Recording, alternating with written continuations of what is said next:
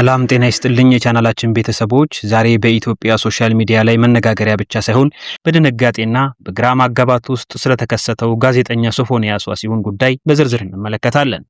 ከጥቂት ወራት በፊት ከአዲስ አበባ ተነስቶ ወደ አዳማ ያቀናው ይሄ ታዋቂ ጋዜጠኛ በቴሌግራም መልእክቶች በፈጠረው ውዝግብ ሳቢያ በአዳማ ወጣቶች ከባድ ድብደባ ደርሶበት ነበር።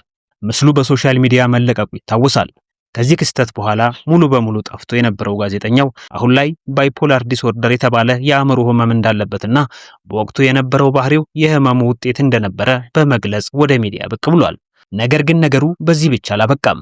ጋዜጠኛ ሶፎንያስ እናት በቅርቡ በሰጡት እጅግ ልብ የሚሰብር ቃል ልጃቸው ከፍተኛ የግድያና የድብደባ ሙከራ እንዳደረገባቸውና ህይወታቸውን ለማዳን ሲሉ ከቤት ሸሽተው በዘመድ ቤት እንደሚገኙ ተናግረዋል። ታሪኩ የሚጀምረው ከወራት በፊት ነው። ጋዜጠኛ ሶፎንያስ ለአንድ ወጣት በቴሌግራም የላከው የድምጽና የጽሑፍ መልእክቶች የችግሩ ሁሉ መተኮሻ ነበሩ። መልእክቶቹ ግልጽ የሆነ የወሲብ ፍላጎትን ያሳዩ ነበሩ ተብሏል። ነገሩ ግን በመልእክት መለዋወጥ ብቻ አላበቃም። ጋዜጠኛው ፍላጎቱን ለመፈጸም ከአዲስ አበባ ተነስቶ ወጣቱ ወዳለበት አዳማ ከተማ ያመራል።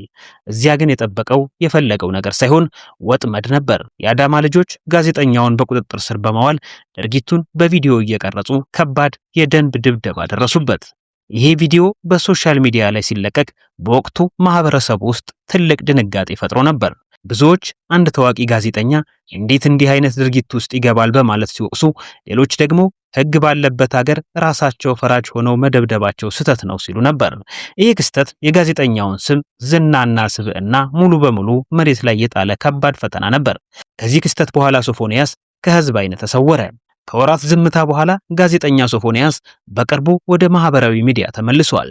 ነገር ግን የተመለሰው በድል አድራጊነት ሳይሆን እርዳታን በመጠየቅና ይቅርታን በመማጸን ነው።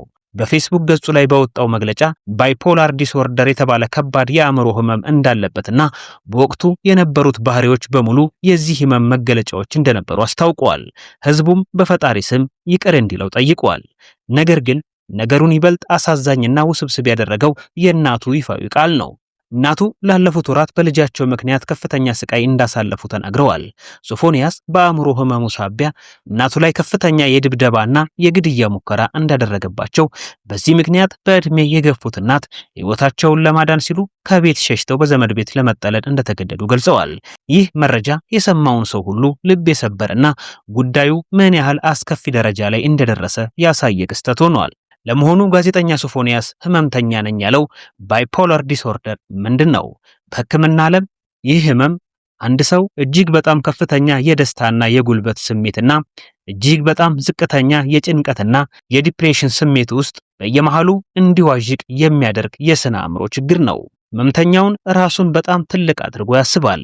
ያልተለመደና አደገኛ የሆኑ የፍላጎት ግፊቶች፣ ወሲባዊ ፍላጎቶችን ጨምሮ ሊኖሩት ይችላሉ። የገንዘብ አጠቃቀሙና ውሳኔዎቹ ምክንያታዊ አይሆኑም። እንደዚሁም በቅርብ ሰዎቹ ላይ የመቆጣትና የመጠቃት ስሜት ሊያሳይ ይችላል። በዲፕሬሽን ወቅት ደግሞ ሙሉ በሙሉ ተስፋ የመቁረጥ፣ ከሰው የመሸሽና የጥፋተኝነት ስሜት ይሰማቸዋል። የሕክምና ባለሙያዎች እንደሚሉት በዚህ ህመም ውስጥ ያለ ሰው የሚያደርጋቸው ነገሮች በሙሉ በራሱ ሙሉ ቁጥጥር ስር ላይሆኑ ይችላሉ። ስለዚህ ጋዜጠኛው በአዳማ ያሳየው ያልተለመደ ባህሪና እናቱ ላይ አደረገ የተባለው ጥቃት ከዚህ ህመም አስከፊ መገለጫዎች ጋር ሊያያዝ እንደሚችል የሕክምና ሳይንሱ ያስረዳል። ይህ መረጃ ይፋ ከሆነ በኋላ በማህበረሰቡ ውስጥ ያለው ተቀባይነትና ምላሽ በሁለት የተከፈለ ሆኗል። በአንድ በኩል ነገሩን በደግነትና በሃይማኖታዊ እይታ የሚመለከቱ በርካታ ሰዎች አሉ።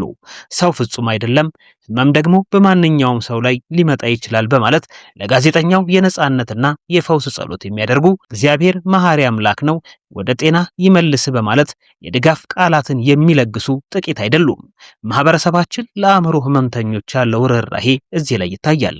በሌላ በኩል ግን ከፍተኛ ጥርጣሬ ያላቸው ወገኖችም አሉ።